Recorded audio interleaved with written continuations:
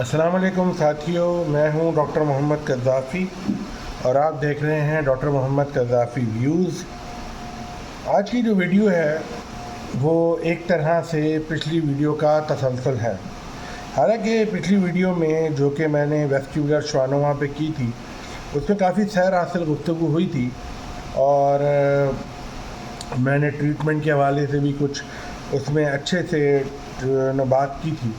लेकिन मुझे लगता है कि एक और पेशेंट की भी जो हमने ट्रीट किया था वो केस भी आप लोगों के आगे रखना मैं समझता हूँ ये ज़रूरी इस ज़मन में है कि अगर आप इस पेशेंट को समझेंगे तो काफ़ी कुछ मतलब कि इंफॉर्मेशन इधर भी हासिल हो जाएगी। तो जनाब, वक्त ज़ाया किए बगैर सबसे पहले ये कि ये हम जो वेस्टिबुलर श्वानोमा कर रहे हैं इसमें जो एलिमेंट है वो न्यूरोफाइब्रोमाटोसिस टाइप 2 का ज़्यादा है। अभी किस तरह से प्रेजेंट करता है, पिछला वाला तो स्पोरोडिक ट्यूमर था और ये जो है ये भी सीपी एंगल ट्यूमर है, वेस्टिबुलर श्वानोमा ही है, एक्वेस्टिक न्यूरोमा ही है, लेकिन साथ में ये न्यूरोफाइब्रोमाटोसिस टाइप 2 की वजह से। तो थोड़ा सा मैं आपके आगे के पेशेंट ने कैसे प्रेजेंट किया। ये असल में 20 ईयर ओल्ड 20 साल का एक लड़का है, था नहीं है, और ये जो है लेफ़्ट हैंडेड है और इनको न्यूरोफाइब्रोमाटोसिस टाइप 2 वो कहते हैं डायग्नोस हुई हुई। और पेशेंट जो है ये इनको जो है वो नॉन वेस्टिबुलर श्वानोमा भी है, था ये वेस्टिबुलर श्वानोमा था, हमने क्यों ऑपरेट कर दिया तब था हो गया। और 3 साल पहले ये जो है cyber knife फ्रैक्शनेटेड stereotactic radio surgery इनकी हुई थी और राइट साइडेड वेस्टिबुलर श्वानोमा जो है वो उसको ट्रीट किया गया। और फिर जो है पिछले कुछ महीनों में ये जो हैं अपना क्या कहते हैं इनको दोबारा से सीजर्स के एपिलेप्सी के अटैक भी हुए और जो कि अनएक्सप्लेनेबल थे सीटी स्कैन के हवाले से, लेकिन उसने हमें सीटी स्कैन दोबारा से कराने में मजबूर किया। और दूसरा ये हुआ कि जो मेजर इनका मसला था जो कि इनकी प्रॉब्लम से रिलेटेड था वो ये कि इनको इम्बैलेंस की शिकायत हो गई और ब्लैकआउट्स होना शुरू हो गए विदाउट लॉस ऑफ कॉन्शियसनेस।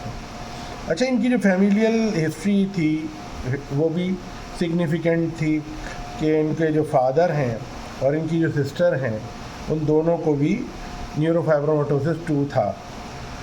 और जो न्यूरोलॉजिकल एग्ज़ाम इवैल्यूएशन हमने की इन पेशेंट की तो इनको बायलैटरल पेपिलर एडीमा भी था और इनकी डिक्रीज हियरिंग थी लेफ़्ट साइड एक का।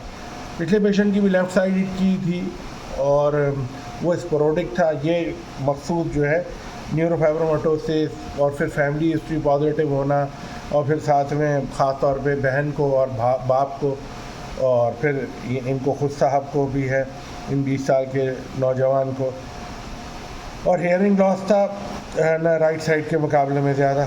अच्छा, दूसरा ये कि इनका एमआरआई किया गया। अच्छा, इनकी जो हेयरिंग लॉस थी वो लेफ़्ट साइड पे बहुत ज़्यादा थी और राइट साइड पे कम हेयरिंग थी।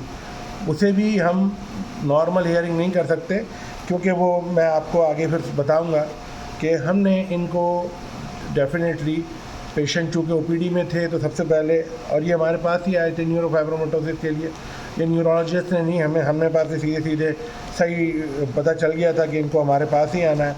तो ये जो है इनका मैग्नेटिक रेजोनेंस इमेजिंग एमआरआई किया गया तो T1 weighted image showing post contrast axial magnetic resonance imaging showing bilateral vestibular schwannoma. I repeat, T1 weighted post contrast axial magnetic resonance images shows there are the bilateral vestibular schwannoma and T1 weighted image post contrast and magnetic resonance imaging showing there is the two year after there is a sign of the surgeries or the radio surgeries and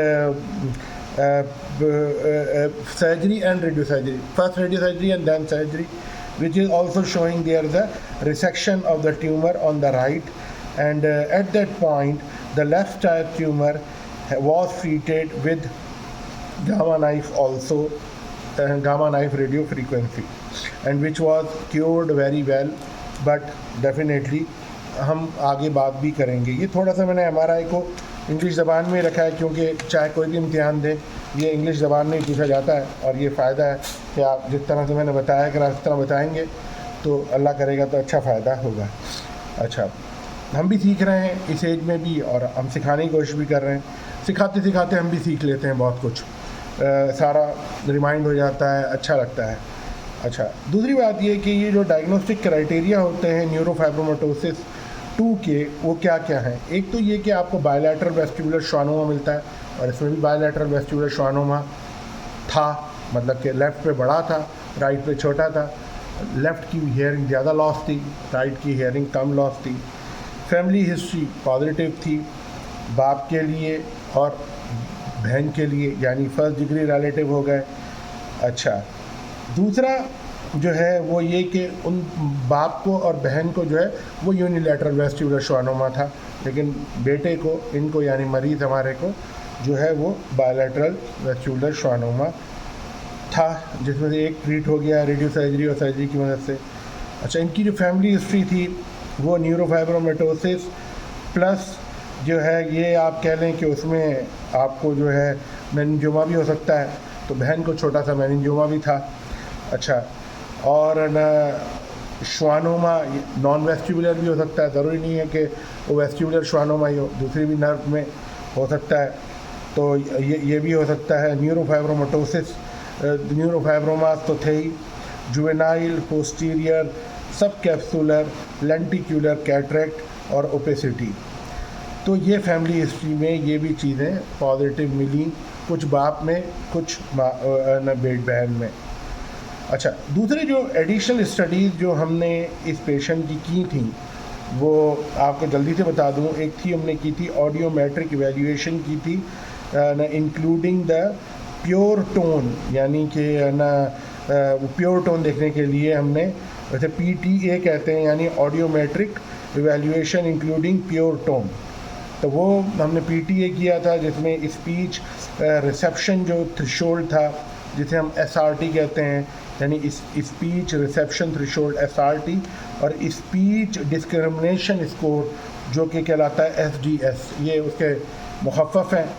तो ना उसमें ये 50-50 rule के हिसाब से ये cut off values में बनाते हैं सर्विसेबल हेयरिंग के लिए, जैसे कि with PTA showing value less than 50 decibel, यानी कि लेस दैन 50 डेसिबल की गई थी PTA पे, और speech discrimination with recognition of more than 50%, यानी ये दोनों 50-50 का एक रूल बना लें आप, रूल बना लें 50-50 है, यानी कि उसमें PTA पे जो है वो लेस दैन 50 डेसिबल हो या हो तो वो सर्विसेबल ना किसी हद तक आप कह सकते हैं, या फिर स्पीड डिस्क्रिमिनेशन जो है उसकी रिकग्निशन 50% से ज़्यादा हो।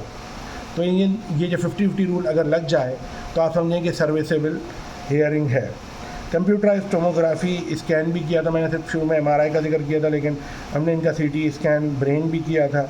और CT स्कैन ब्रेन आज का हम थोड़ा सा डिफरेंट तरीके से प्रेजेंट कर रहे हैं कि ताकि वो यकसानियत ना हो जाए।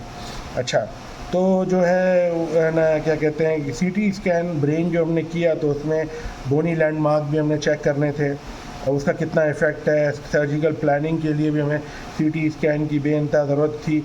इसके अलावा size of the internal auditory canal हमें देखना था, और हमें ये भी देखना था कि उसकी डायलिटेशन हुई भी है या नहीं हुई भी है, वो CT स्कैन पे ज़्यादा अच्छे से पता चल जाता है। दूसरा जो है वो क्या कहते हैं, हमने और भी टेस्ट किए थे, जैसे कि हमने ऑडिटरी इवोक पोटेंशियल या रिस्पांस चेक किया था प्री ऑपरेटिव, ताकि हमें बेसलाइन पता चल जाए, और ऑपरेशन के दौरान पिछले में भी मैंने कहा था कि ये टेस्ट इसलिए ज़रूरी होते हैं रजिस्ट्री के लिए, कल को पेशेंट या उनके कोई अटेंडेंट क्लेम करें और फिर एक लिटिगेशन स्टार्ट हो जाए आपके ख़िलाफ़, और फिर वो आप उसे जस्टिफाई ना कर पाएँ, तो ये एक अच्छी चीज़ नहीं रहती आपके लिए भी और अस्पताल के लिए भी, और फिर मसला होता है। अच्छा, मैंने आपको कहा ऑडिटरी इवोक रिस्पॉन्स करें, प्री ऑपरेटिव बेसलाइन चेक करते हैं। अच्छा, ये दूसरा ये जो इलेक्ट्रोनेस्टिग्मोग्राफी करते हैं ये सिर्फ रजिस्ट्री के लिए ज़्यादा इम्पॉर्टेंट है कि है या नहीं है तो आप बाद में कह सकते हैं सर्जरी के बाद भी ये पहले भी थी या कुछ बेहतरी आई है कि नहीं आई है। दूसरा जो है इसके अलावा stapedial reflex to assist the retrocochlear lesion and cold caloric test. ये तो पेशेंट झूठ नहीं बोल सकता इसमें, ये सेंसिटिव ज़्यादा होते हैं, स्पेसिफिक कम होते हैं, लेकिन ये जो 2 टेस्ट मैंने आपके आगे जिक्र किए हैं ये दोनों के जो कि क्या stapedial reflex to assess the retrocochlear lesion, वो पेशेंट छुपा नहीं सकता। अगर पेशेंट झूठ बोलता है या कुछ एक्स्ट्रा बात करता है, झूठ तो नहीं, लफ्ज़ थोड़ा सख्त हो जाएगा, मतलब कि कोई और बात करता है तो आपको पता होना चाहिए। दूसरा, what are the main management goal in neurofibromatosis patient, क्या हमारे और मेन मैनेजमेंट गोल हो सकते हैं ख़ास तौर पे न्यूरोफाइब्रोमेटोसिस पेशेंट में। लेकिन जो to preserve the serviceable hearing as long as possible, मतलब कि आप जो भी इस सर्विसेबल हेयरिंग को प्रिजर्व करने के लिए कर सकते हैं वो करें। To decompress the brain stem from the pressure exerted by the right sided tumour in this case. अब हमारे पास तो इस वक्त वो लेफ्ट साइडेड तो ट्रीट हुआ हुआ है, राइट साइड से थोड़ा सा ब्रेन स्टेम पे प्रेशर है तो उसको हमने कम करना है। Early counselling about the genetic implication and as well as the need of training in lip reading and sign language technique, ये भी सिखाना शुरू कर दें। साइन लैंग्वेज टेक्निक होती है या लिप रीडिंग सिखाएं, वो अच्छा है। दूसरे और क्या कहते हैं मैनेजमेंट, क्या कहते हैं इसमें मैनेजमेंट ऑप्शंस हैं। एक तो कंजर्वेटिव अप्रोच मैंने पिछले वाली उसमें भी बताई थी कि जो है ये जो इसमें अब ऑब्जर्वेशन जो है वो एक मतलब ये कि एक तरीका होता है, लेकिन इसमें अच्छा ऑप्शन नहीं है क्योंकि पहले भी सर्जरी हो चुकी है, उससे फ़ायदा हुआ है और अभी ब्रेन स्टेम पे प्रेशर पड़ रहा है राइट साइडेड ट्यूमर की वजह से। एमआरआई पे शो कर रहा है कि वो राइट साइड पे ना ब्रेन स्टेम को कंप्रेस कर रहा है और ट्यूमर भी बहुत बड़ा नहीं है, तो ऐसे में सर्जरी करना बेहतर है क्योंकि सर्विसेबल हेयरिंग भी अचीव करनी है।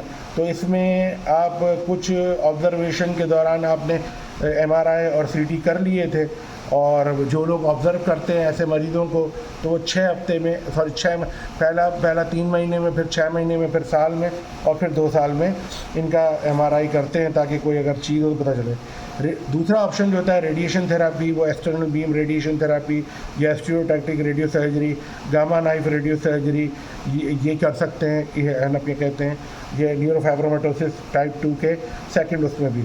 अच्छा, पुअर ऑपरेशन कैंडिडेट जो होते हैं उनमें रेडियो सर्जरी या गामा नाइफ बहुत अच्छा ऑप्शन है। दूसरा, ये अगर जो बायलैटरल वेस्टिबुलर श्वानोमा है जैसे हमारे पेशेंट को है, लेफ्ट साइड में बहुत बड़ा था तो रेडियो सर्जरी ने बड़ा इंपॉर्टेंट रोल प्ले किया। ट्यूमर प्रोग्रेस कर रहा हो और ना या फिर ट्यूमर सर्जरी के बाद रेजिडुअल रह गया हो, हमारे पेशेंट में भी ये था सर्जरी हुई थी फिर ट्यूमर थोड़ा सा रेजिडुअल रह गया था तो फिर उन्होंने रेडियो सर्जरी कराई जिससे काफ़ी फ़ायदा हुआ। अच्छा, ये बात जो हम करते हैं ये आमतौर पे जो स्मॉल ट्यूमर्स होते हैं या ट्यूमर जो सर्विसेबल हेयरिंग की होती है तो उसमें रेडियो सर्जरी बहुत ज़्यादा इंपॉर्टेंट रोल प्ले करती है। सर्जरी जो है वो वैसे इम्पॉर्टेंट है और अभी भी उसका रोल बहुत ज़्यादा है, हालांकि गामा नाइफ अवेलेबल है क्योंकि हर जगह तो गामा नाइफ अवेलेबल नहीं है, बहुत अच्छे अच्छे ममालिक में भी गामा नाइफ अवेलेबल नहीं है, मैं उन मुल्कों के नाम नहीं लेना चाहता अभी सब। अच्छा, it is indicated in large और मीडियम साइज ट्यूमर विद और विदाउट सर्विसेबल हेयरिंग, हाँ, is sign of brain stem decompression और brain stem compression if there is a sign of the brain stem compression है और serviceable hearing है, चाहे ना भी हो आप सर्जरी कर सकते हैं। अच्छा, दूसरा, अगर इंट्रैक्टेबल इक्विलिब्रियम हो, बैलेंस का प्रॉब्लम हो, क्या कहते हैं सीवियर ट्राइजेमिनल सिम्टम शुरू हो गए हो, हाइड्रोकेफेलस हो, सर्जरी करना ज़रूरी हो जाता है।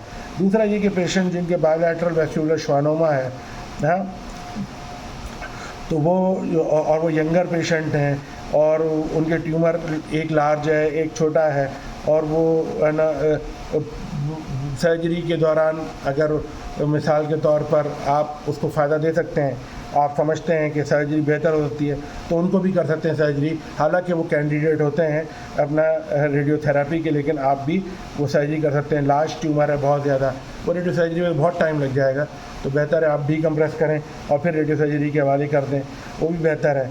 या आपकी जो क्रेनियल नर्व हैं उनसे बहुत ज़्यादा एडहेरेंस हो, जैसे 5th क्रेनियल नर्व है और 8th क्रेनियल नर्व के दूसरे फंक्शन अभी इंटैक्ट हों लेकिन आपको लगता हो कि ट्यूमर एक्सीशन से आप फ़ायदा दे सकते हैं तो आप कीजिए, और उसका फ़ायदा भी पेशेंट को हासिल होता है। और जो दूसरे सर्जिकल ऑप्शंस हैं ना, वो हमारे पास ना, जो उसमें सबसे पहले तो मैंने कल भी आपको मतलब कि जो पिछली जो हमने की थी वीडियो, उसमें मैंने आपको कहा था कि ये ना सब जो मिडिल क्रेनियल फोसा वाला हमने उस स्पोरोडिक ट्यूमर के लिए हमें पसंद किया था। हमें वो हमारी शेप के हिसाब से, हमारे सर्जिकल स्किल्स के हिसाब से हमें वो सूट कर रहा था। लेकिन सब ऑक्सीपिटल या रेट्रोसेगमॉइड बहुत कॉमन यूज़ करते हैं लोग। मिडिल क्रेनियल फोसा का भी, मिडिल फोसा अप्रोच भी बहुत ज़्यादा यूज़ करते हैं। कंबाइन अप्रोच भी यूज़ होती है। मिडिल फोसा बहुत बड़ा ट्यूमर हो, कुछ आगे से कुछ पीछे से करना हो, अगर नर्वस टिश्यू को डैमेज को बचाने के लिए, तो आप कंबाइन अप्रोच भी कर सकते हैं, जैसे मिडिल फोसा की और सब ऑक्सीपिटल की आमतौर पे लोग या रेट्रोसिग्मॉइड की कंबाइन करते हैं। ट्रांसलेब्रांथाइन तो पता ही है सबको, ट्रांसलेब्रांथाइन का भी अपना रोल है। अब ये जब हम बात पूछ रहे हैं हमारा क्या प्लान है इस राइट साइडेड ट्यूमर में, या क्या प्लान था, तो जनाब ये है कि क्योंकि सिम्टम्स जो थे बढ़ रहे थे, साइज बढ़ रहा था, और ना प्रीवियस रेडिएशन से लेफ़्ट को फ़ायदा ज़्यादा हुआ था और राइट को इतना नहीं हुआ था, और हेयरिंग भी उसकी जो है नहीं है, मतलब कि अब वो काफ़ी हद तक कमज़ोर हो चुकी थी राइट की, और सर्जरी जो है वो इंडिकेटेड इसलिए हो रही थी कि राइट साइड ट्यूमर जो है वो कंप्रेस कर रहा है ब्रेन स्टेम को। तो ब्रेन स्टेम को जो वो कंप्रेस कर रहा था, और हेयरिंग भी इतनी ज़्यादा सर्विसेबल नहीं थी, मतलब ये कि बस मुनासिब ही थी, बहुत ही हल्की थी, जो लग रहा था किसी भी तरह की सर्जरी की जाए उसमें डैमेज हो जाना है। तो पेशेंट को कन्वेंस कर लिया गया था, और उनकी जो है थेरेपी शुरू हो गई थी कि उनको साइन लैंग्वेज और वो जान बचाने के लिए बहुत ज़रूरी था, क्योंकि बैलेंस के भी इश्यूज शुरू हो गए थे। और इससे बेहतर है कि क्रेनियल और पेशेंट को ब्लैकआउट शुरू हो गए थे। लॉस ऑफ कॉन्शियस नहीं हुआ था, लेकिन ख़तरा था कि बढ़ जाएगा। बाकी टीम बैठी थी, तमाम 4-5 न्यूरो सर्जन ने मिलकर डिसीजन लिया था कि बेहतर है कि इसको ऑपरेट कर दिया जाए तो बेहतर है। बहरहाल वो ऑपरेशन उनको बताया गया और उन्होंने एग्रीमेंट शो किया था अपना। अच्छा, तो कहने की बात यह है कि जो सर्जरी है इसमें काफ़ी ज़्यादा रिस्क था, हेयरिंग लॉस का भी जो थोड़ी बहुत बची थी, और ना ये एक ओनली फंक्शनिंग साइट थी। और दूसरा ये कि ना जो हमने उस इधर जो चुना वो यही चुना कि ना सर्जरी की जाए और फिर एनेस्थियोटैक्टिक रेडियो सर्जरी गामा नाइफ के पास भेज दिया जाए, ताकि उसकी हेयरिंग लॉस हो सके, हेयरिंग लॉस को अवॉइड किया जा सके। और वैसा ही किया गया, उसकी एक रूटीन सर्जरी की हमने रेट्रोसेगमॉइड अप्रोच की मदद से। जो ब्रेन स्टेम का जो एरिया था उसको हमने क्लीन कर दिया था अच्छे से सर्जरी की मदद से। हमने सब ऑक्सीपिटल रेट्रोसेगमॉइड अप्रोच की थी इधर, जो उसको पिछली वीडियो में मैंने बहुत डिटेल से डिस्कस किया हुआ है। और फिर उसके बाद उसकी गामा नाइफ हमने इस्तेमाल की थी, और वो पेशेंट हमारे पास आउटकम के लिए आया था, मतलब कि सॉरी वो उसके लिए आया था फॉलोअप के लिए, और काफ़ी बेहतर नज़र आ रहे थे। इसके अलावा जो हम ये जो रेडियो सर्जरी में हमें जो आउटकम नज़र आया वो थोड़ा सा मैं आपसे डिस्कस करता हूँ, क्योंकि बहुत सारे लोगों के जहन में सवाल होगा। और वैसे मैं थोड़ा सा इधर इस पेशेंट से हट के भी थोड़ी सी बात करता हूँ। वो ये कि जो ट्रीटमेंट मोडेलिटी है ये 81% ट्यूमर की रेट को कंट्रोल करती है 15 साल तक, और प्रिजर्व करती है, प्रिजर्वेशन रेट जो है वो 73% है 1 साल तक, और 48% है 5 साल तक। तो ये preservation of hearing in tumour of this size would be very difficult to achieve with micro surgery. Micro surgery तो बहुत मुश्किल है, तो मैंने आपको कहा भी था, और 4-5 हमारे सर्जन बैठे थे और उनकी भी राय कुछ ऐसी ही थी। बहरहाल इसी वजह से सर्जरी जो है वो हमने जो रिकमेंड की भी थी, तो थोड़ा सा हमने पोर्शन लेकर, ताकि इतना डीबल्क कर दें कि ब्रेन स्टेम के सिम्टम्स थोड़ी देर कुछ अर्से ख़त्म हो जाए, और वो हमारे बहुत नीट एंड क्लीन तरीके से क्यूज़ा की मदद से हमने थोड़ा सा वो एरिया शेप कर दिया था। बहुत अग्रेसिव हम बिल्कुल नहीं थे, और बहुत ही तरीके से इसकी सर्जरी परफॉर्म की गई। और इस तरह से जो है ये एक हम सर्विसेबल हियरिंग उसकी बचाने में कामयाब हो गए, जबकि हमने कंसेंट ले ली थी कि ये बचने के चांसेस नहीं। बहरहाल ये था थोड़ा बहुत न्यूरोफाइब्रोमाइल्जिया टाइप 2 के साथ। उम्मीद है आपको पसंद आएगी। शेयर कीजिए, लाइक कीजिए और सब्सक्राइब कीजिए। आपकी इंकरेजमेंट की ज़रूरत है, जितना करेंगे बहुत शुक्रिया।